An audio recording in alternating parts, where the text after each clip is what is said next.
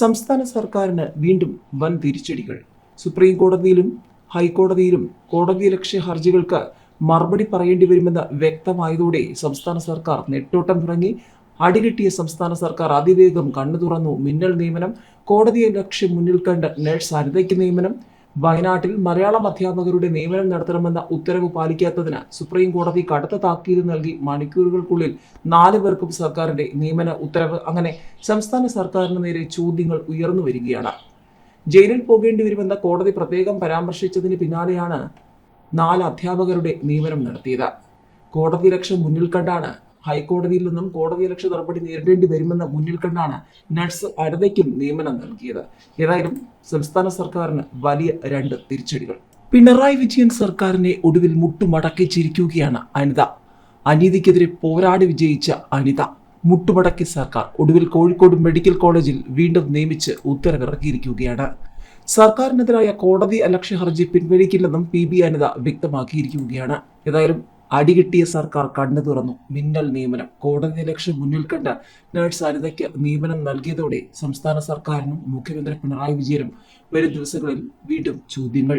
നിയമിക്കാൻ തീരുമാനിച്ചെങ്കിലും സർക്കാരിനെതിരായ കോടതി ലക്ഷ്യ ഹർജി പിൻവലിക്കില്ലെന്ന് നഴ്സിംഗ് ഓഫീസർ PB അനിത വ്യക്തമാക്കിയിരിക്കുകയാണ്. തന്റെ സ്ഥലം മാറ്റം റദ്ദാക്കിയ ഹൈക്കോടതി ഉത്തരവിനെതിരെ ആരോഗ്യവകുപ്പ് റിവ്യൂ ഹർജി നൽകിയ സ്ഥിതിക്ക് താൻ ഹർജി പിൻവലിക്കുന്നത് ശരിയല്ല. ഇപ്പോൾ നൽകിയ നിയമനം നേരത്തെ ആകാമായിരുന്നുവെന്നും അനിത പറഞ്ഞു. അതേസമയം കോഴിക്കോട് മെഡിക്കൽ കോളേജിലെ ICU പീഡന കേസിലെ അതിജീവിതയെ പിന്തുണച്ചതിന്റെ പേരിൽ നടപടി നേരിട്ട നഴ്സിംഗ് ഓഫീസർ PB അനിതയ്ക്ക് നിയമനം ലഭിച്ചിരിക്കുകയാണ്. കോഴിക്കോട് മെഡിക്കൽ കോളേജിൽ തന്നെ നിയമനം നൽകി ഉത്തരവിറങ്ങി. ഹൈക്കോടതിയിൽ നൽകിയ പുനഃപരിശോധനാ ഹർജിയിലെ ഉത്തരവിന് വിധേയമായിരിക്കും നിയമനമെന്നും ഉത്തരവിൽ പറയുന്നു. അനിത സമരം തുടങ്ങി 6ാം ദിവസമാണ് അനുകൂല ഉത്തരവ് വന്നത്. ICU പീഡന കേസിലെ അതിജീവിതയ്ക്ക് അനുകൂലമായി മൊഴി നൽകിയതിന്റെ പേരിൽ സ്ഥലം മാറ്റിയ സീനിയർ നഴ്സിംഗ് ഓഫീസർ PB അനിതയുടെ പോരാട്ടം ഒടുവിൽ സത്യമായിരിക്കുകയാണ്. കോഴിക്കോട് മെഡിക്കൽ കോളേജിൽ സർക്കാർ തിരികെ നിയമിച്ചു. ഹൈക്കോടതി ഉത്തരവിനെ പോലും വെല്ലുവിളിച്ച ആരോഗ്യ വകുപ്പിന്റെ നടപടി വ്യാപക വിമർശനത്തിനും പ്രതിഷേധത്തിനും വഴിവെച്ചതോടെയാണ് സർക്കാർ തീരുമാനം. നിയമനം നീട്ടിക്കൊണ്ടുപോയാൽ കോടതിയിൽ നിന്നും തിരിച്ചടി നേരിടേണ്ടി വരുമെന്ന ഭയവും സർക്കാരിന്റെ തീരുമാനത്തിന് പിന്നിലുണ്ട്. ഏപ്രിൽ 1 മുതലാണ് നിയമനം നൽകിയിരിക്കുന്നതെന്നാണ് ഉത്തരവ്. വിരമിക്കൽ മൂലമുണ്ടായ ഒഴിവിലേക്കാണ് നിയമനമെന്നും ഉത്തരവിൽ പറയുന്നു. പക്ഷേ കഴിഞ്ഞ ദിവസം ഫയൽ ചെയ്ത റിവ്യൂ പെറ്റീഷനിലെ അന്തിമ വിധിക്ക് വിധേയമായിരിക്കും തീരുമാനമെന്നും ഉത്തരവിൽ പറയുന്നുണ്ട്. അതിജീവിതയ്ക്കൊപ്പം നിന്നതിനാണ് അനിതയ്ക്കെതിരെ നടപടി സ്വീകരിച്ചത്. അനിതയ്ക്ക് നിയമനം നൽകണമെന്ന ഹൈക്കോടതി ഉത്തരവിട്ടെങ്കിലും പാലിക്കാൻ ആരോഗ്യ വകുപ്പ് തയ്യാറായില്ല.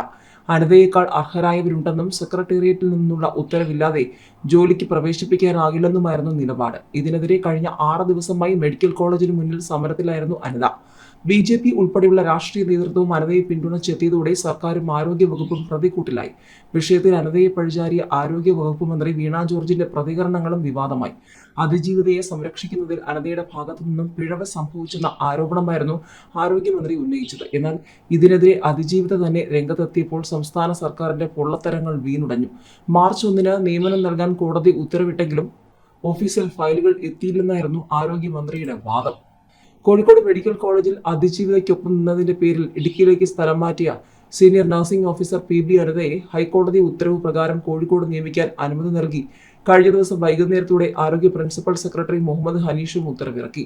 അനിത നൽകിയ കോടതിയലക്ഷ്യ ഹർജി പരിഗണിക്കാനിരിക്കെയാണ് ഉത്തരവിറക്കിയത്. മെഡിക്കൽ വിദ്യാഭ്യാസ ഡയറക്ടറാണ് തുടർ നടപടി സ്വീകരിക്കേണ്ടത്. 5 ദിവസമായി ഹൈക്കോടതി ഉത്തരവും കയ്യിൽ പിടിച്ച് മെഡിക്കൽ കോളേജിന് മുന്നിൽ സമരം ചെയ്യുകയായിരുന്നു അനിത. വെള്ളിയാഴ്ച മുതൽ അതിജീവിതയും സമരത്തിൽ ഒപ്പം ചേർന്നിരുന്നു. അനിതയേക്കാൾ അർഹതയുള്ളവർ സ്ഥലം മാറ്റം ചോദിച്ചിട്ടുണ്ടെന്ന മുടന്തൻ ന്യായവുമായി വെള്ളിയാഴ്ച സർക്കാർ പുനഃപരിശോധനാ ഹർജി നൽകിയിരുന്നു.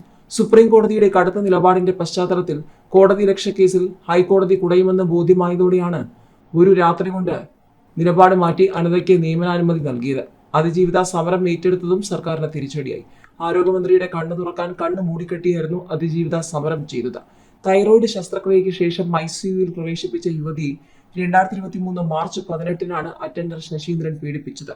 പരാതി പിൻവലിക്കാൻ ആശുപത്രിയിലെ 5 ജീവനക്കാർ ഭീഷണിപ്പെടുത്തിയെന്ന് കാണിച്ച് അതിജീവിത ആരോഗ്യ വകുപ്പിനെ സമീപിക്കുകയായിരുന്നു. ആ 5 പേർ ആരെന്ന് റിപ്പോർട്ട് ചെയ്തത് അനിതയായിരുന്നു. ഇതിനിടെ വയനാട്ടിൽ മലയാളം അധ്യാപകരുടെ നിയമനം നടത്തണമെന്ന ഉത്തരവ് പാലിക്കാത്തതിന് സുപ്രീം കോടതി കടുത്ത താക്കീത് നൽകി. മണിക്കൂറുകൾക്കുള്ളിൽ 4 പേർക്കും സർക്കാരിന്റെ നിയമന ഉത്തരവ്. ജയിലിൽ പോകേണ്ടി വരുമെന്ന് കോടതി പ്രത്യേകം പരാമർശിച്ച പൊതുവിദ്യാഭ്യാസ പ്രിൻസിപ്പൽ സെക്രട്ടറി റാണി ജോർജ് വെള്ളിയാഴ്ചത്തെ തീയതി വെച്ച് കേസിന് പോയ 4 പേർക്കും നിയമന ഉത്തരവ് ഇറക്കുകയായിരുന്നു.